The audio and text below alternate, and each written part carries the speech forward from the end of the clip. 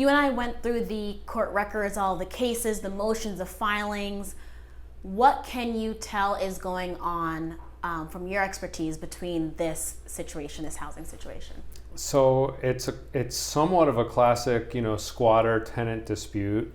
It stemmed from an Airbnb rental, but this was back in March, and then here we are in December, and so some things are known, other things are a little ambiguous from the court record. It's unclear exactly what transpired between then and now. But there was a hearing last week. There's the continuation of the hearing tomorrow, and so DC Superior Court seems to have a firm grasp on this, and they've entered some rulings, and they'll be back at it for some more tomorrow. What will the judge have to weigh in their decision tomorrow as it relates to the homeowner and the woman who's claiming she's a tenant? So some of the things that were already discussed in the last hearing was, the conditions in the property while there's an occupant in there. So regardless of whether that occupant has a right to be there or not, the court will say, hey, you have someone in your property, you have to maintain it into certain conditions. So there was no heat in the place, was the allegation. So the court has already ordered the owner to restore the heat in light of the fact, especially that there was a minor child residing therein. The court can still consider other requests of the parties. There was another for access to the unit so that the property owner has the right to go in, to take a look, to inspect, to repair as needed. But left unaddressed thus far is ultimate possession of the property. And the interesting thing is that there was a purported settlement agreement signed that required the occupant to vacate, and the court will have to address that. I haven't seen a copy of it, so I don't know if it's been reduced to writing. I don't know exactly what it said, but that's what the record seems to indicate. I did have a chance to look at that voluntary agreement. In it, the homeowner agreed to pay the occupant just over $2,500 to leave by November 15th. And the occupant essentially reneged on that, saying that no longer works. Do you see this document holding a lot of weight in court in terms of the judge's decision on whether the occupant has to go or not? It should. They call these cash for keys agreements. I agree to give you some money, you agree to return possession of the property. And the reality is that it can be a really effective tool of a property owner, because the court system can be so cumbersome and inefficient that sometimes paying something to someone, even if they don't deserve it, is just a better business decision than drawing a line in the sand and head down going to court.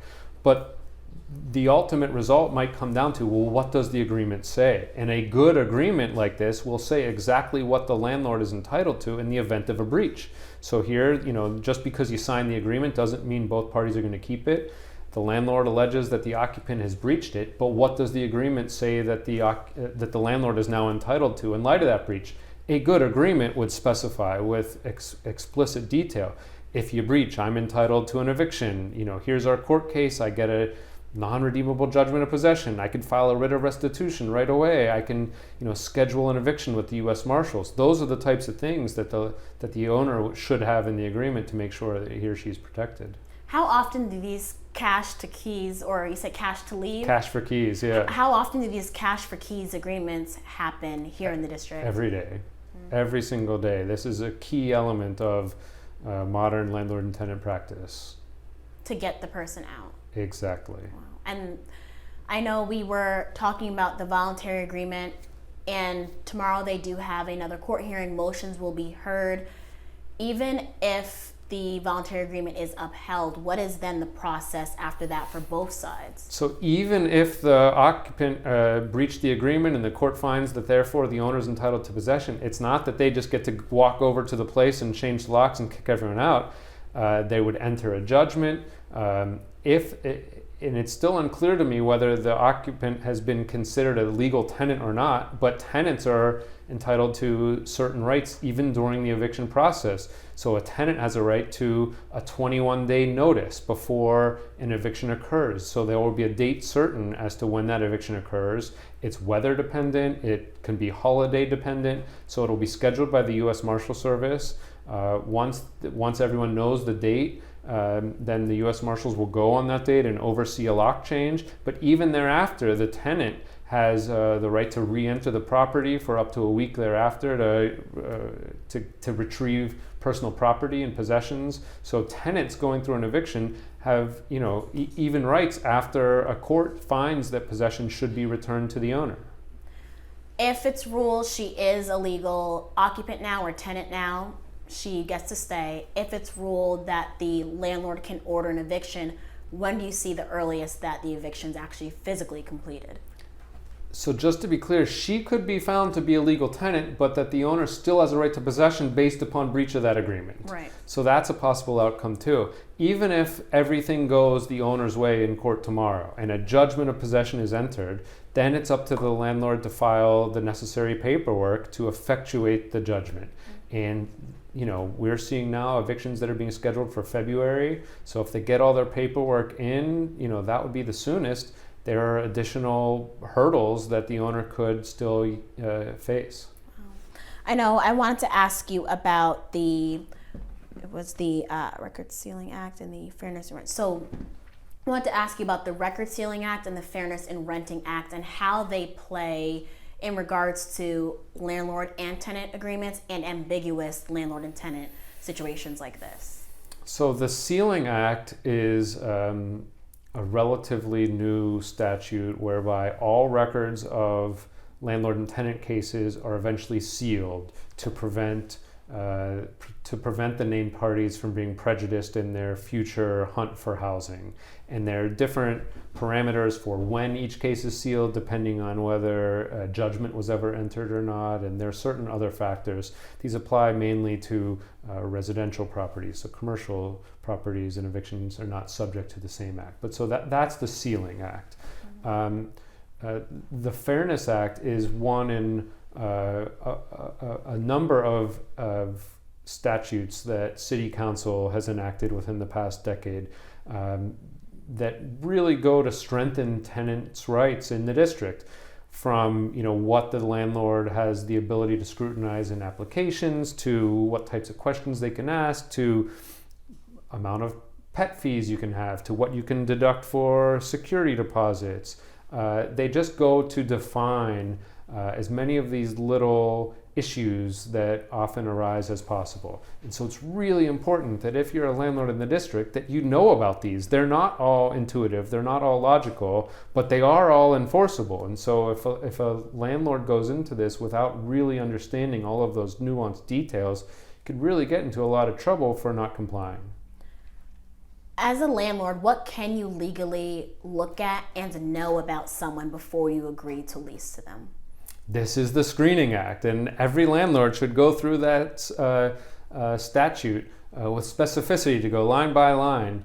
But for instance, a landlord is allowed to look at a credit report but not use a credit score. And that's just one small example of what a landlord is allowed to look at. There are limitations on what criminal components you can and cannot look to. In conjunction with the Screening Act, now a landlord might not even necessarily know about prior evictions on the tenant's record, and there's certain evictions, depending on how long ago they were, that a landlord is not able to consider. And there are even different rules for tenants who might have a subsidy. So if a tenant has a subsidy, meaning that a third-party payer is paying at least a portion of that tenant's rent, then that further prohibits the landlord from using certain credit information under the theory that we know that this tenant isn't going to be able to pay you on their own. That's why they have a subsidy. So you can't deny them for the basis of their credit, because then you're in essence just denying everyone with that subsidy. I know you mentioned that landlords can't, in every sense, use prior evictions against renting to someone. I know for this individual, we were able to see on the courts prior landlord-tenant cases and issues where she was evicted. Sometimes there was an overlap. For example, maybe a day or two before the physical eviction, she moved into another place. She booked this Airbnb about 2 days before the physical eviction at the place prior. how does that play into someone's rental history and also landlords being able to see that? For example, back-to-back 2DC apartments she was evicted to, were they unable to see that? I don't know the answer logistically. You'd have to go through each case and see, the Record Sealing Act gives parameters for when the clerks should be sealing the cases. Okay. So you'd have to go case by case to see, what occurred in this case, when should it have been sealed, and that'll dictate when a new prospective landlord is entitled to, see those records or not. But there are certain people, tenants, we have a case in our office right now where it's the 5th time in a row that we've sued to evict this individual, all with different landlords. The same person signs a lease, writes a bad check to get the keys, doesn't pay a dime, and just is there until the court system can work its way through and get an eviction. And before that eviction, he moves to another place, and out of coincidence, 5 landlords in a row have come to our office to seek help. How does this impact, because of course we're dealing with a typical squatter landlord situation, how does this impact those who use the same laws, protocols, programs the right way? Does people using it in this way also impact those who may need these protections? I'm sure. To me, the biggest cause and effect that I get frustrated by is, there's such a there's such a known shortage of housing in the district, and especially, middle income and affordable housing. And yet I speak with people all the time who, when they hear about the rigors of renting your property out, or the horror stories like this one, what could possibly occur, they say, now that I know what you're dealing with, Aaron, I'm going to choose not to rent my unit out. I don't want to take that risk.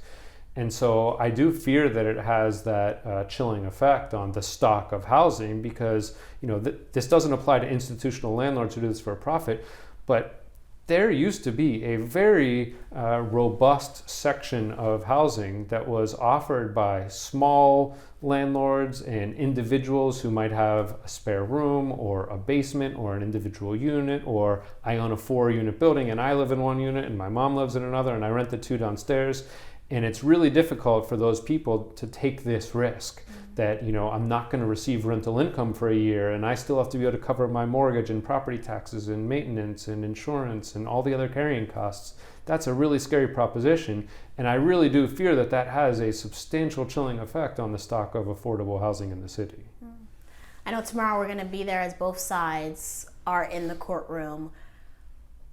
For the case to have gone to this point now where police are called to the property almost every single day, there are motions, restraining orders on both sides, it's gotten contentious.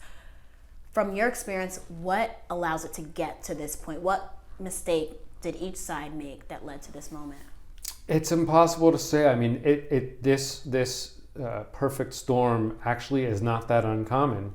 People get emotional. From one person's side, it's their home, it's their child, it's whether I have safe and habitable conditions, whether there's heat. From the other person's standpoint, it's, this is my livelihood, this is my investment, this is my property that is being affected. And so emotions are high. It gets stressful, it gets time consuming, it gets expensive. And so you see that play out in real life. And so it's not that altogether of an uncommon fact pattern. One of my final questions, I brought back, when you brought up the individual you're dealing with that's been evicted 5 times, brought me back to a moment when I sat down with the accused squatter and I told her, you were evicted from your last property, and she sternly said, no, that's not true, although court records show eviction fulfilled, eviction completed at multiple properties here and in surrounding areas. What does that tell you about this individual's experience with the system and how she's used it? It's hard for me to comment on her specifically, but I can say that, the more you go through this, the more, you learn about it, both on the landlord side and on the tenant side. When you don't know all of the nuances of the laws, it's when you can really get hurt badly because you just don't know what you're doing. And it's frustrating for me as an attorney in this area that a landlord really needs legal counsel to navigate this. It seems to be something that if you have the interest in learning on your own, you should be able to figure it out on your own. And sometimes navigating the requirements of being a landlord in the district, it's not self-apparent. It's not something that you'd ever be able to figure out unless you really study this day in and day out like we do. And that's frustrating. I wish there was a different way to do it. So certainly the more experience you have and the more you do this on the landlord side and on the tenant side, the more you're going to pick up on what the legal requirements are and what best practices you can utilize to avoid these problems. And as you were saying that, you mentioned the Record Sealing Act, it made me think she may have thought it was sealed and couldn't be seen as to why she was saying, no, I wasn't evicted. She probably thought we couldn't yeah, it could be. There are lots of protections that come from a good place, but sometimes they have unintended consequences. Was there anything I did not ask that you feel is important to share? Of course, you've been covering this now for more than a week. We have the hearing tomorrow. Everyone obviously kind of glued to figure out who wins in this scenario. Anything you feel like we didn't touch on or you feel is important to say? No, I think that you've done a good job of covering all of the basis of this particular case. It'll be interesting to see what happens tomorrow. And again, there might not be a definitive resolution tomorrow. It may be that, okay, this side wins or this side loses, and then it will still take some time for those parties to get what they eventually want. I suspect that, at some point the owner will be entitled to possession of the property because seemingly they have an agreement for the occupant to leave, and that should be affirmed. But even there and then, that doesn't mean that it's an immediate response, and so it'll be interesting to see how long it takes for the owner to get the property back, even with that in hand.